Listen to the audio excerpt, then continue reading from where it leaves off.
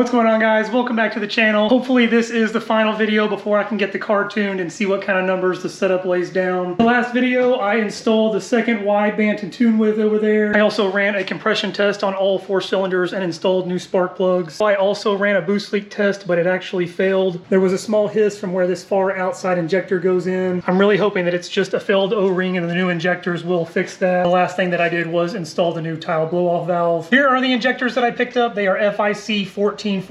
The injectors that are in the car right now are F.I.C 1050s or 1000s. For all the modifications done to the car and my power goals, I needed to upgrade anyway, but I'm also hoping that it will fix the leak issue. And since I am also going to be running E85, I went ahead and picked up a Radium fuel filter kit as well. Stay tuned.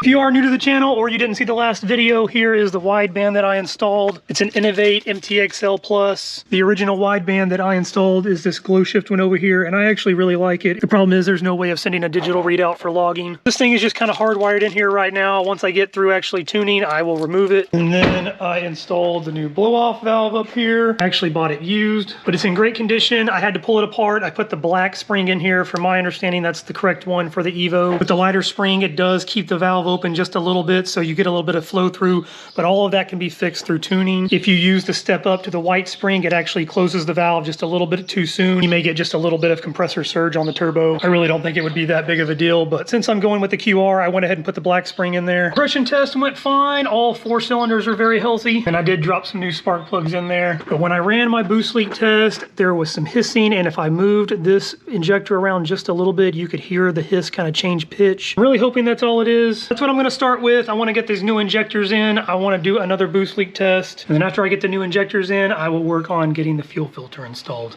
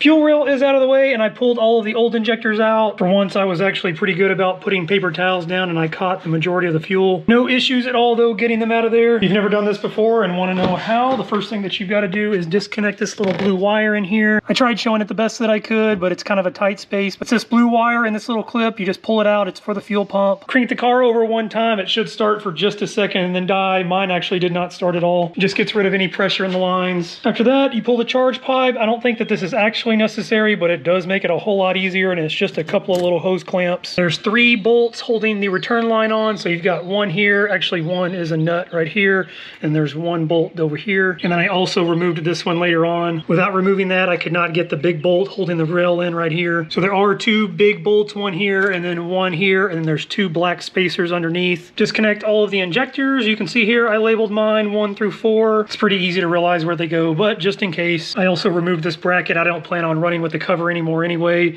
I'll probably remove this one later on too, just to clean it up a little bit. But once you get the 2 big bolts out, you should be able to just grab the rail, pull it up out of there. All of them came straight out of the intake manifold. From there, I just pulled them out by hand from the rail. Here are all of the old injectors. Like I said before, I thought I was having a leak from the first one over here. And if you do look at this O-ring, this thing has got a lot of space in it. It definitely doesn't look like it would create a really good seal. The only thing is, number 2 over here is also the same way. It looks kind of funky, but I did not hear any leaks from this one. Number 4 also, it's not as bad as 1 and 2, but it does have a little bit of play. Number 3 here though feels absolutely perfect. Very, very nice. I'm really hopeful that the new injectors with the new O-rings will fix the leak problem. I'm gonna get all these towels removed. I'm gonna get everything cleaned up around here. Just make sure nothing falls down into the intake. I wanna make sure I get a good seal with these new injectors and O-rings, and then I will get them installed.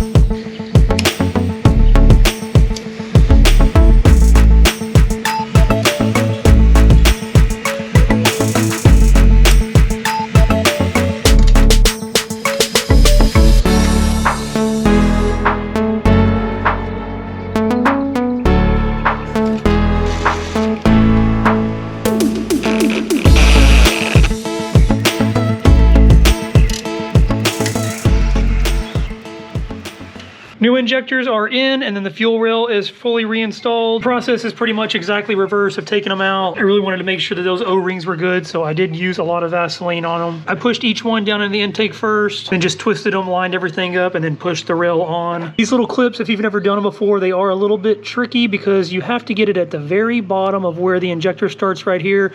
Basically what I did is push the injector all the way into the intake, slide the clip on, and then you actually pull the injector up and it'll slide and clip into place on the rail. One thing that I did not do yet is reconnect all of the electrical connections. The reason why I did not reconnect these is I did not realize these plug and play harnesses will not fit the 1440s. I don't know if every size of injector is different for the electrical connection, or these just may be an older model. The one good thing is it did come with the pigtails, so I'm just going to cut the ends off of the plug and play harnesses and I'll solder them in and connect them to the pigtails. That way I don't have to cut any of the factory wiring. I will do that last though. For now I want to get this fuel filter installed. The previous owner put this little Jegs one in line right here, and so I'm kind of hoping to use the same place, but this thing is much larger. Probably just cut some of this tubing right in here and then hopefully get this thing in line.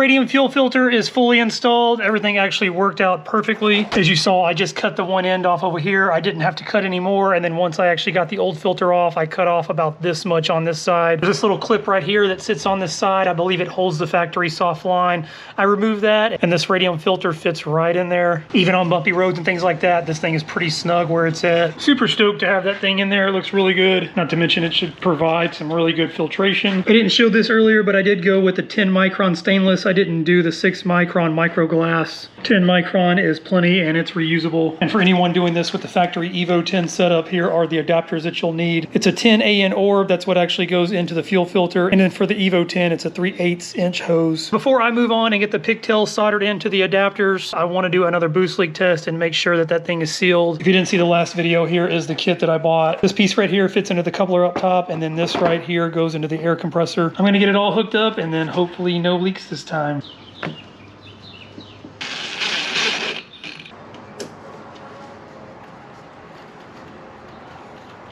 So good news and bad news. The good news is I did fix the leak up here. However, the bad news, not really bad news, but I do have a leak down here at the bottom where the coupler attaches the intercooler to the lower intercooler piping. If you listen down here really quietly, you can hear a leak. I was already afraid of that, and I actually had a small leak up here at first. I never tightened these clamps down tight enough. I never realized how much pressure is actually going through these things. Not the biggest deal in the world, but I will have to remove the front bumper to fix that. I'm not going to worry about that right now since I have the new fuel filter in. I want to get these injectors plugged back in. I'm going to get all the ends for the plug and play connectors cut off. I'm going to get the pigtails soldered on there, get them all plugged back up, and then I will work on fixing the boost leak.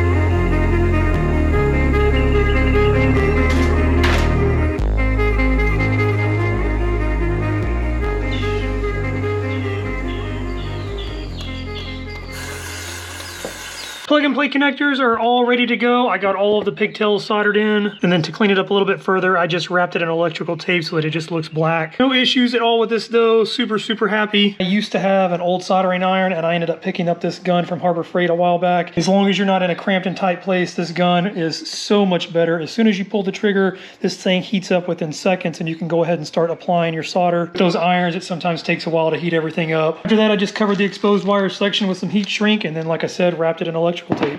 I also got the front bumper off and the boost leak is fixed. It was literally just this hose clamp right here. You could hear the leak on the backside here. I just gave it a few turns and it sealed it. I turned it all the way up to 22 or 23 PSI and no leaks anywhere else. Just gotta make sure when I put that upper intercooler piping on, I tighten the hose clamps down on that really good. Aside from that, I think the car is finally ready to be tuned. I am gonna end the video here. I really hope you liked it. If you did, smash that like button. If you haven't already and you wanna see what kind of numbers this thing lays down, hit that subscribe button and I will catch you guys next time.